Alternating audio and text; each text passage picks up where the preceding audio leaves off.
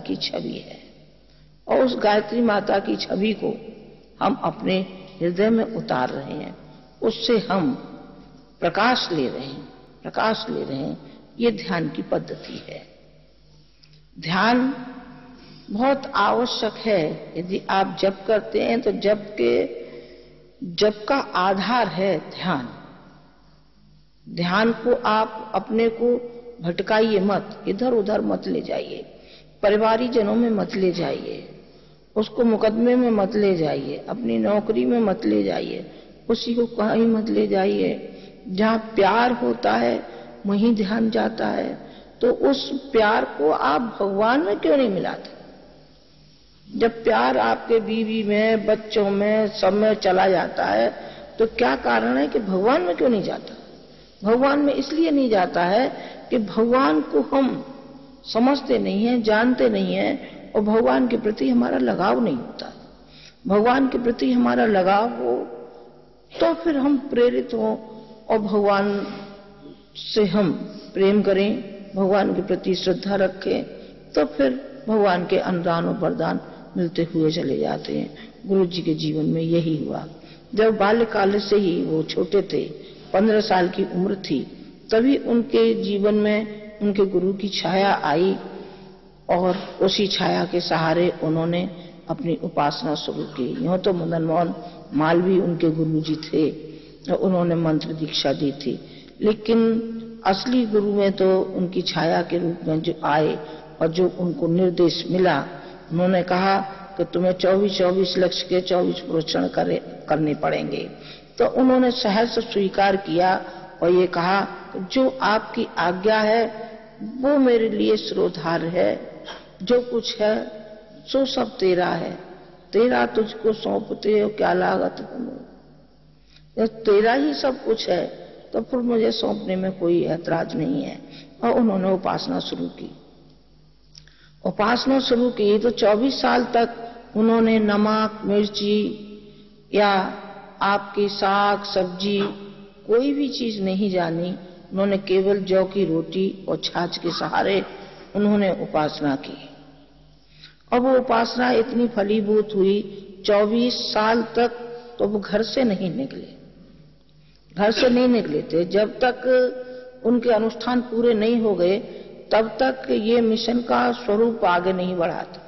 जब उन्होंने अनुष्ठान के बाद पूर्णाहुति की और पूर्णाहुति के बाद फिर जो उसका विस्तार होता हुआ चला गया, तो आप देखते ही हैं किस कदर वो विस्तार होता हुआ चला जा रहा है और होता हुआ चला जाएगा। जबकि उनका शरीर नहीं है, शक्ति उनकी विद्यमान है।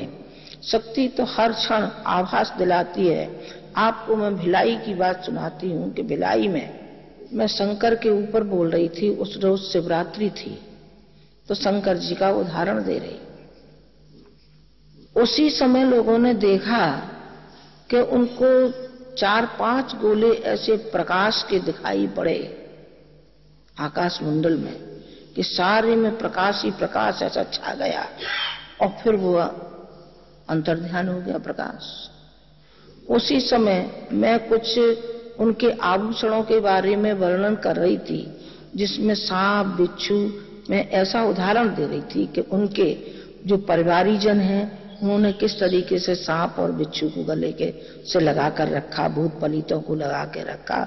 उसी समय कहते हैं कि मैंने सांप का नाम लिया नहीं और मैंने ये कहा, गुरुजी के बारे में कहा था मैंने, मैं उनको शंकर कहूं कि मैं क्या कहूं। उसी समय कहते कि इतना बड़ा सांप आया कि लोगों ने मारने की कोशिश की और किसी ने कहा, एक ने कहा कि नहीं माताजी बोल रही है इस समय मारना मत, ये मत करना। और वो फिर नहीं मालूम पड़ा एक क्षण में वो कहां विलीन हो गया। इतनी भीड़ थी, आखिर किसी को तो काट सकता था, जो हल्ला गुल्ला हो रहा है किसी को तो काट सकता था, लेकिन नहीं, किसी को काटा नहीं, बिल्कुल भी नहीं काटा। वो अपने रास्ते से यही नहीं मालूम पड़ा आखिर किस रास्ते से वो कहां किधर को चला गया। मैं तो एक शक्ति की बात आपसे निवेदन कर रही थी, मेरा मूल विषय वो नहीं था। मैं शक्ति की बात कर रही हूँ कि शक्ति किस तरीके से विद्यमान है। हर व्यक्ति के अंदर एक प्रेरणा आती हुई चली जाती है, जिसको कि हम 21वीं सदी की वापसी के लिए हम कह रहे हैं। जब व्यक्ति का व्यक्तित्व बदलेगा तभी तो हमारा युग परिवर्तन होगा, तभी तो युग बदला जाएगा। नहीं तो युग कैसे बदला जाएगा? युग तो व्यक्ति के चिंतन से बदलेगा। चिंतन बदलेगा तो युग बदलेगा, चिंतन बदलेगा तो उसका चरित्र बदलेगा, और चरित्र बदलेगा तो उसका व्यवहार बदलेगा, व्यवहार बदलेगा तो उसका वातावरण बदलेगा, सारे घर का काया पलट हो जाएगा। व्यक्ति जरा अपने को बदल के तो देखे। गुरुजी ने अपने को बदल करके कहां से कहां बैठाल दिया लोगों को। जरा जरा से बच्चे हैं और जाने क्या क्या स्वागत सत्कार होते हैं। क्यों भाई? उनके होते नहीं बेटा, उनके नहीं होते। उनमें क्या क्षमता है? वो तपस्वी है, कोई तपस्या की है, त्यागी जरूर है, तपस्वी कोई नहीं है। तपस्वी कोई नहीं है, उन्होंने तपस्या की है। हमने समय देखा है, इतनी बड़ी उम्र हो जाए तब शायद किसी कैटेगरी में आवे तो आवे भी, लेकिन त्यागी में तो आ सकते हैं, तपस्वी में नहीं आ सकते। उन्होंने तपस्या की, और उन्हें जैसी तपस्या की भगवान करे हर कोई ऐसी तपस्या करे। और तपस्या के माध्यम से कितना उन्होंने अपने को बदला, जिसका कि आप स्वरूप देख रहे हैं। साहित्य के द्वारा उन्होंने अपने को बदला है। तो जिस तरीके से रुई को धुनते हैं और रुई फूल करके बहुत बड़ी हो जाती है, इतनी सी रुई होती है, इतनी हो जाती है। इतनी जब हो जाती है रुई की तरीके से उन्होंने अपने को धुना, अपने लिए जरूरत से कम अपने लिए उन्होंने स्वीकार किया, और बाकी का हमारे जमींदारी के बॉन्ड थे, गायत्री तपोभूमि के दे दिए। जो बाकी की जमीन थी वो हमने विद्यालय में लगा दी। जो इंटर कॉलेज, 2 इंटर कॉलेज चल रहे हैं, उन्होंने कहा कि माता पिता का पैसा माता पिता के श्राद्ध में ही लगना चाहिए। श्राद्ध का मतलब मृत्यु भोज का नहीं होता है कि मृत्यु हो जाए तो उसमें भोज कराया जाना चाहिए। नहीं, उसमें भोज नहीं कराया जाना चाहिए, बल्कि श्रद्धा उसके श्राद्ध के रूप में कहीं अच्छी जगह पैसे को लगाना चाहिए। तो उन्होंने सारा का सारा पैसा उन्होंने लगा दिया। घर से जब निकले थे तो उनकी माताजी ये कहा करती थी कि भाई ये तो स्वराज्य ला करके इसकी औरत तो बनेगी रानी है, ये बनेगा राजा। तो वो चिढ़ करके कुछ घर में से उन्होंने नहीं दिया, एक लोटा लेकर के निकले थे घर में से। लोहे के तसले में उन्होंने आटा मारा था।